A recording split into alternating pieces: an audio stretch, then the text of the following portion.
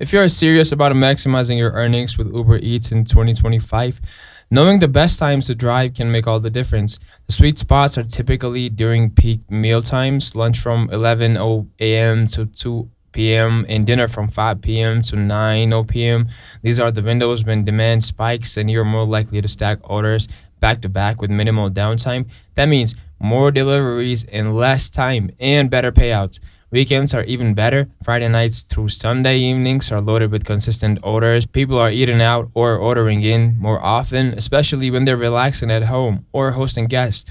During these high traffic periods, Uber Eats frequently rolls out surge pricing requests, giving you bonus incentives just for completing a certain number of deliveries. Don't sleep on late nights either.